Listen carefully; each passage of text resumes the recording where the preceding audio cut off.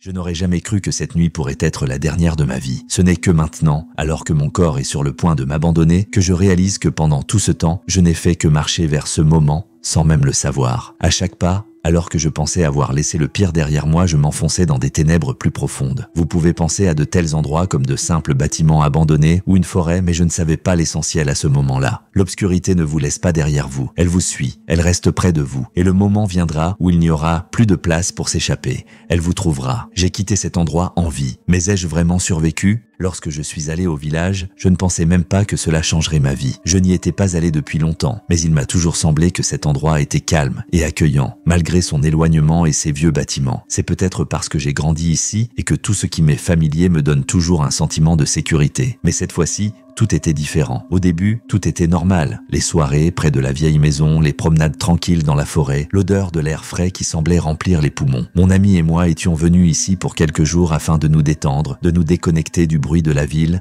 de profiter des choses simples. Jason était un habitant de la région et son visage ne montrait aucun signe d'anxiété, ce que j'ai trouvé étrange au début. Il souriait souvent, même lorsqu'il parlait des coutumes locales qui, selon lui, changeaient, mais pas complètement. Le deuxième jour, je me suis rendu compte que quelque chose n'allait pas. Au début, il s'agissait simplement d'un sentiment de malaise. Il était impossible de dire exactement de quoi il s'agissait. Peut-être était-ce la vieille maison avec ses planchers en bois bruyant qui grinçaient même en l'absence de tout mouvement, ou bien la forêt sombre qui s'étendait à l'extérieur du village et qui ne donnait jamais de réponse quant à ce qu'on pouvait y trouver. Peut-être était-ce Jason lui-même qui semblait trop calme dans cette atmosphère. Ses yeux devenaient vides et ses paroles étaient quelque peu trop prudentes. Mais un soir, j'ai compris que ce n'était pas seulement mon imagination, il y a quelque chose ici. J'ai grandi dans ce village, mais je l'ai quitté il y a longtemps. Il ne reste que quelques souvenirs flous de mon enfance, des vieux qui ne marchent plus dans le village et de la maison qui a appartenu à ma famille. Tous ces détails s'effacent peu à peu, comme s'ils n'étaient pas la réalité, mais l'envers d'un rêve. Je suis venu ici pour comprendre pourquoi le village que j'aimais tant m'a laissé un sentiment de vide et de peur. Le village ne semblait pas bouger. Les vieilles maisons sont restées les mêmes que lorsque j'étais enfant. Les rues vides et l'absence du moindre bruit, rien n'avait changé, et quand j'ai interrogé Jason sur les gens qui vivaient ici, il s'est tu, puis a dit à contre-cœur qu'ils étaient partis. Mais ce n'était pas si simple. Peu à peu, j'en ai appris davantage. Les habitants semblaient avoir quitté le village. Seules quelques personnes âgées étaient encore présentes, et elles étaient rares. Fait intéressant, ils m'ont tous dit la même chose en même temps. Ne pas aller dans la forêt après le coucher du soleil. Qu'y a-t-il dans cette forêt? J'ai décidé de le découvrir. Ce soir-là, Jason et moi sommes allés nous promener dans les bois et tout était comme d'habitude, calme et paisible. Au fur et à mesure que nous nous enfoncions dans la forêt, je me suis rendu compte que je commençais à me sentir mal à l'aise. J'avais beau essayer de l'ignorer, je devenais de plus en plus anxieuse à chaque pas. Jason ne semblait pas s'en apercevoir. Son regard restait calme, mais d'une certaine manière absent. Nous arrivâmes au vieux manoir dont je me souvenais depuis mon enfance. C'était une bâtisse vide et lugubre qui semblait abandonnée, mais qui en fait était toujours habitée par quelqu'un. C'est alors que j'ai entendu quelque chose qui a accéléré les battements de mon cœur. Quelqu'un bougeait à l'intérieur. Nous étions à l'extérieur du bâtiment et je pouvais entendre quelqu'un se déplacer à l'intérieur. Le silence autour de nous était inhabituellement épais, il semblait que tout autour de nous était silencieux, dans l'attente de quelque chose d'invisible. Les vents ne bougeaient pas, même les feuilles ne bruissaient pas. Seul un léger bruit provenant de l'intérieur du bâtiment rompait le silence, comme le coup que l'on entend lorsque quelqu'un essaie de pousser une lourde porte en bois. J'ai commencé à sentir mon cœur s'affaisser dans ma poitrine. C'était étrange, car j'étais venu ici pour me détendre, pensant que le village et la forêt étaient les mêmes que lorsque j'étais enfant. Je n'avais pas peur des coins sombres, des vieux arbres ou des chemins oubliés. Mais maintenant que je me trouvais près de ce vieux manoir, j'ai soudain réalisé à quel point mes sentiments avaient changé. Ce qui avait été familier et sûr était devenu étranger et dangereux. Je me suis tourné vers Jason, mais il n'a pas bougé, il n'a même pas bougé, alors que je sentais bien qu'il n'était pas calme non plus. Son regard était absent, comme s'il ne remarquait rien autour de lui, y compris le fait que nous ne devrions pas être ici. Un sentiment de peur commençait à m'envahir à chaque pas. Tous les avertissements que j'avais entendus dans mon enfance me revenaient maintenant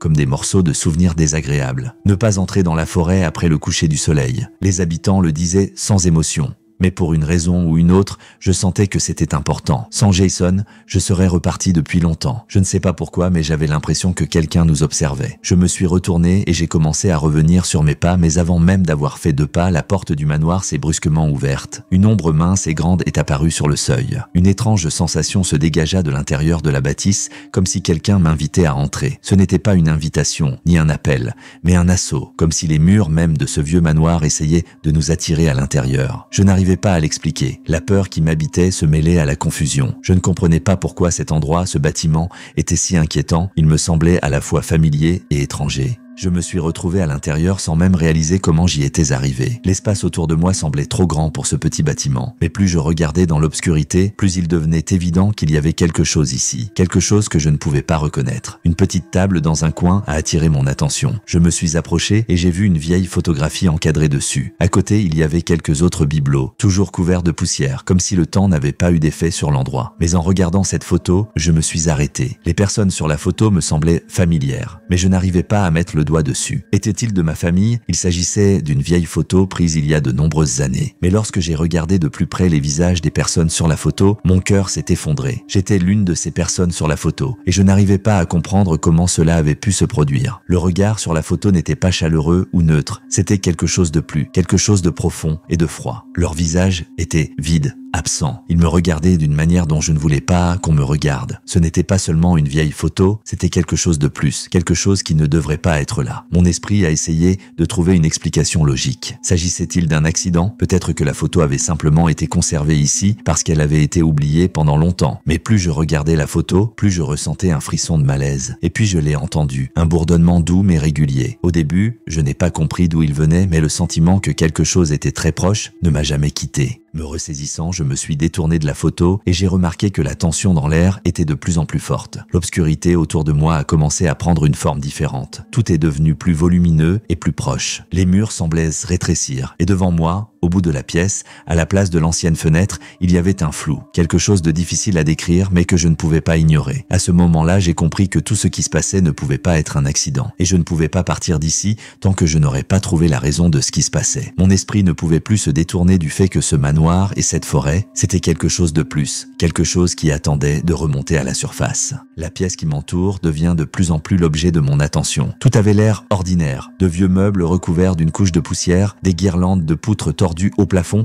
qui ne pouvaient plus supporter de poids supplémentaire. Mais plus je restais ici, plus il me semblait que le bâtiment essayait de me retenir. Il me serrait lentement entre ses murs, comme si la pièce elle-même devenait un organisme vivant qui absorbait l'espace qui l'entourait. J'ai continué à regarder la photographie sur la table. Les mots me manquaient pour décrire ce que je ressentais. Ce n'était pas de la simple nostalgie ou de la curiosité. C'était une froideur brûlante qui me pénétrait de l'intérieur, ralentissant mes pensées, réduisant mes mouvements à l'automaticité. Ma main ne pouvait plus détacher la photographie de mon regard, comme si une force invisible me retenait prisonnière. Je devais être en transe, ce qui explique pourquoi je n'ai pas remarqué que j'avançais dans la pièce, au-delà des vieilles armoires et des étagères en bois. Je sentais encore le froid de la photographie, mais il s'étendait maintenant à tout ce qui m'entourait. Chacun de mes pas sonnait plus fort et mes propres mouvements semblaient trop brusques, comme s'ils troublaient le silence que l'endroit absorbait avec avidité. Je m'approchais de la fenêtre qui était couverte de poussière, pleine de fissures et qui laissait à peine passer la lumière de l'extérieur. Et puis je l'ai vue, l'obscurité qui se trouvait de l'autre côté de la vitre. Une obscurité qui n'était pas tout à fait noire, mais qui tendait vers un noir épais et impénétrable. Une forêt. Je ne me souvenais pas qu'elle ressemblait à cela. Les feuilles des arbres ne bougeaient pas, mais le ciel semblait descendre si bas qu'il risquait de tomber. La nature de l'autre côté de la fenêtre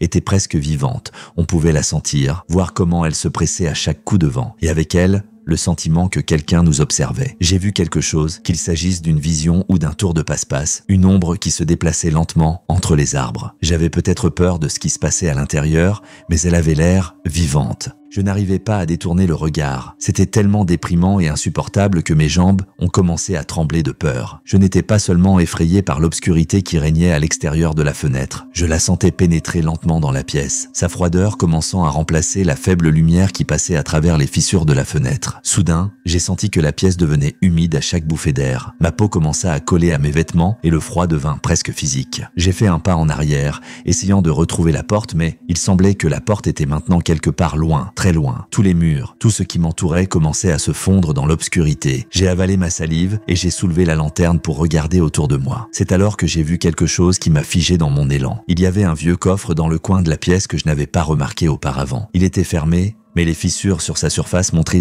qu'il n'avait pas été utilisé depuis longtemps. On aurait dit qu'il avait été placé là exprès pour ne pas attirer l'attention. Mais ce que j'ai vu sur le couvercle a tendu mes muscles à l'extrême. Il y avait quelque chose de gravé sur la surface du bois, des lignes dentelées qui ressemblaient à des runes. On aurait dit des signes anciens qui n'avaient aucune explication dans notre monde. Je ne comprenais pas pourquoi j'avais l'impression que je ne devais pas les regarder. J'avais l'impression que ces signes pouvaient avoir une signification, une sorte d'avertissement ancien. Ma main s'est instinctivement portée sur le couvercle, et bien que j'ai essayé de m'en empêcher, je n'ai pas pu. Si je ne l'avais pas soulevé, je n'aurais probablement pas su ce qu'il contenait. Mais lorsque j'ai soulevé le couvercle du coffre et que j'ai vu ce qu'il contenait, j'ai réalisé que tout ce que j'avais ressenti n'était qu'un début. Au milieu du coffre se trouvait une petite boîte, ancienne, presque rayée. Sa surface était comme du cuir, et sur son couvercle se trouvaient les mêmes runes. Je l'ai touché, et au même moment, j'ai ressenti quelque chose de désagréable, une douleur dans les doigts, comme si un courant m'avait traversé. Et puis je l'ai entendu à nouveau, un bourdonnement qui était beaucoup plus clair et plus proche maintenant. À chaque fois, il devenait plus fort et j'avais l'impression de ne plus pouvoir distinguer où il commençait et où il finissait. Tout l'espace autour de moi s'est mis à bouger. La peur que je ressentais se mêlait à un sentiment de désespoir. Ce n'était pas seulement une catastrophe qui se précipitait vers moi, c'était une force, quelque chose de puissant et d'invisible, qui se brisait à chaque instant et je savais qu'il était trop tard. Je faisais désormais partie de cet endroit. Ma main tenait toujours la boîte, et je sentais sa surface devenir de plus en plus froide, presque insupportablement glacée. À chaque mouvement, elle semblait devenir plus lourde, et je sentais mes doigts s'enfoncer dans son rebord. Si j'essayais de la lâcher, je n'y arriverais probablement pas. La peur commença à emplir mes poumons. Je respirais difficilement, chaque respiration était une lutte, et mon pouls essayait de battre mes côtes. Les ombres dans la pièce se sont mélangées, se transformant en objets immobiles qui dégageaient une pression insupportable. Tous les coins, toutes les cavités de ce vieux bâtiment étaient maintenant vivants, non pas de l'extérieur mais à l'intérieur de moi. Je ne pouvais pas dire avec certitude si c'était mon imagination ou si cet endroit était vraiment maudit, mais chaque pas, chaque respiration me rappelait que je faisais partie de quelque chose de bien plus terrifiant que je n'aurais pu l'imaginer. Quelque chose a commencé à bouger à l'intérieur de la boîte. C'était à peine perceptible, juste un moment où elle a tremblé, où sa surface a changé de forme, comme si quelque chose était tombé au fond. Ma main, qui était appuyée contre la boîte, a automatiquement commencé à s'éloigner, mais je ne pouvais pas bouger. C'était comme si une force intérieure me tirait en arrière. Des sons étranges semblaient provenir du fond de la pièce, à peine audibles, presque étouffés, mais glaçants jusqu'à l'os. La forêt derrière la fenêtre, qui semblait calme il y a quelques minutes, palpitait maintenant, comme une créature vivante attendant le moment de jeter son masque de calme et de montrer sa vraie nature. Soudain, la boîte a explosé dans mes mains. Ce n'était pas une véritable explosion, mais on aurait dit que son contenu intérieur avait déchiré l'espace autour de lui. Je l'ai rejeté en arrière et j'ai entendu quelque chose de lourd tomber sur le sol. Mes mains étaient si chaudes que j'ai eu du mal à m'empêcher de la laisser tomber. La pièce s'assombrit. Je ne pouvais même pas dire ce qui était arrivé à l'éclairage, s'il absorbait tout ce qui m'entourait, ou si l'obscurité était devenue si profonde que je ne pouvais même pas voir mes mains. C'est alors que je l'ai entendu. Au début, c'était très calme, presque imperceptible. Un bruissement qui ressemblait à une lente respiration. Et puis,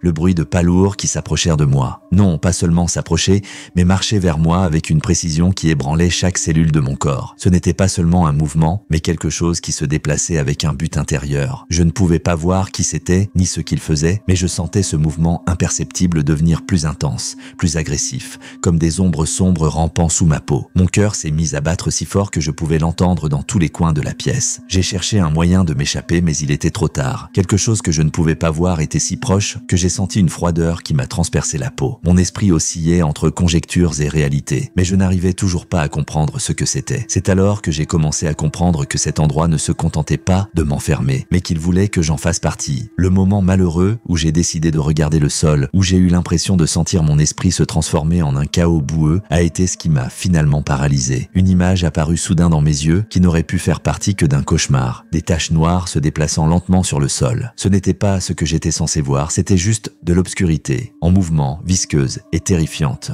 Mais ce n'était pas seulement de l'obscurité. Il y avait une structure entre les couches, quelque chose de rigide qui n'était pas naturel. Mon cœur a sombré lorsque j'ai réalisé que je ne regardais pas seulement un reflet sombre, mais un énorme organisme qui vivait dans cette pièce et dévorait tout ce qui s'en approchait. Je sentais chaque poil de ma peau trembler lorsque la chose se mit à bouger. Mais au même moment, j'ai senti que si je restais ici, ne serait-ce qu'un instant de plus, je ferais partie de ce cauchemar. J'ai couru vers la porte, mais elle n'était plus aussi facile à ouvrir. Elle était bloquée par quelque chose d'invisible, mais de si fort que je ne pouvais pas passer. Je pouvais seulement sentir que c'était quelque part à proximité dans ma perception. Si je n'avais pas compris ce que c'était, je serais resté pour toujours. Essayant désespérément de trouver une issue, je n'ai pas remarqué que mon corps était déjà déchiré par d'invisibles fragments de ténèbres qui me pressaient de toutes parts. Pas à pas, je me dirigeais vers la porte, réalisant que chaque mouvement pouvait être le dernier. Je ne pouvais pas voir ce qui se passait autour de moi, mais je sentais clairement l'air se comprimer dans mes poumons. Mes doigts tremblaient de douleur lorsque j'ai finalement atteint la poignée de la porte. Je crois que je n'avais jamais ressenti une telle douleur auparavant. La douleur de la blessure qui m'avait transpercé quelque part dans le flanc ne disparaissait pas. Chaque mouvement était comme un nouveau coup. Je sentais le sang s'infiltrer à travers ma chemise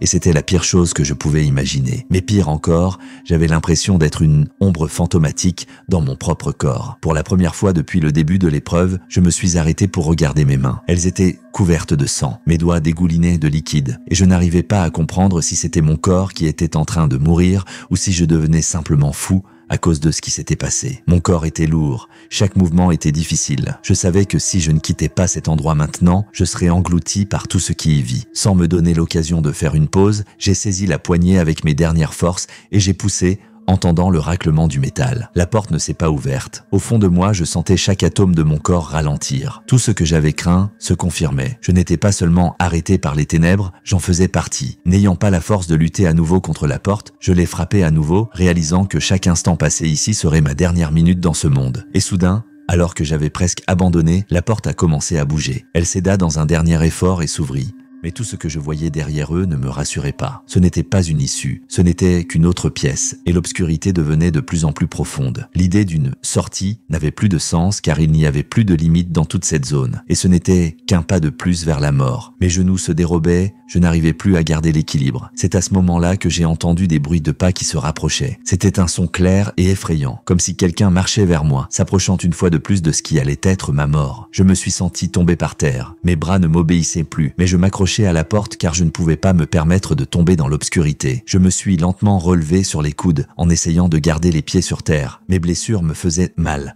et je ne savais même pas combien il y en avait. Peut-être avais-je déjà perdu beaucoup de sang. Soudain, une idée m'est venue à l'esprit, je ne peux pas rester ici, je n'en ai pas le droit. Et c'était plus qu'un simple désir de survivre, c'était un désir de vivre, quel qu'en soit le prix. J'ai saisi la main qui tenait la porte. Toutes mes forces ont été rassemblées en un seul instant. En quelques secondes, je me suis libéré, tombant sur le sol à l'extérieur de la pièce. Mes yeux étaient embués, mais je ne pouvais pas me laisser tomber. Je pouvais à peine me tenir debout à cause de la douleur, mais j'ai rassemblé mes forces et je me suis poussé contre les murs. Je ne voyais rien autour de moi, seulement les ténèbres que j'entendais dans ma tête. Et puis, il me semble que j'étais au bord du gouffre. J'ai senti les ténèbres me quitter jusqu'à ce que tout devienne silencieux. Et cette paix, je ne savais pas si c'était la dernière paix avant que mon corps ne se décompose complètement. J'ai fini par sortir de cette pièce et je suis allé dehors. La nuit, pleine d'obscurité, recouvrait ma silhouette. La forêt était derrière moi et cet endroit où j'avais vécu ce cauchemar était derrière moi. Cependant, cela ne signifiait pas que j'étais libre. Je n'étais pas seulement blessé physiquement. Je suis resté avec ce que j'avais vécu, changé à jamais. Aujourd'hui, lorsque je suis assis chez moi et que le monde semble normal, je n'arrive pas à me débarrasser de ce sentiment. Les ténèbres essaient toujours de revenir en moi. Et ce n'est pas seulement mon esprit, c'est quelque chose de plus. Ces boîtes, cette forêt, cet endroit. Ils me suivent, pas à pas. Je ne sais pas si je pourrai un jour m'en libérer, si cela deviendra juste une partie de ma vie. Mais je sais une chose, je suis sorti. Et c'est peut-être là ma plus grande victoire. Je m'assois souvent et je pense à cette forêt, à ces boîtes, à cet endroit. Aujourd'hui, je vois combien de personnes traversent ces lieux sans avoir la moindre idée de ce qui se passe derrière les murs. Peut-être que cet endroit ne me laissera jamais partir et que je suis simplement devenu une partie de son histoire. Mais chaque jour, je sais que je suis toujours en vie, malgré tout ce qui s'est passé. Et cela me fait peur, car parfois, je sens que les ténèbres se rapprochent à nouveau. Ce n'est pas seulement une histoire, c'est quelque chose que je ne peux pas oublier. Si vous avez aimé cette histoire et que vous êtes prêt à plonger dans encore plus d'horreur, n'oubliez pas de regarder ma précédente vidéo sur l'Alaska mystérieux. Et si ce n'est pas assez effrayant pour vous, n'oubliez pas de regarder la vidéo sur la morgue, où il s'avère que les cadavres ne sont pas tout à fait morts. Choisissez une nouvelle direction pour votre peur et revenez ici si vous n'avez pas peur.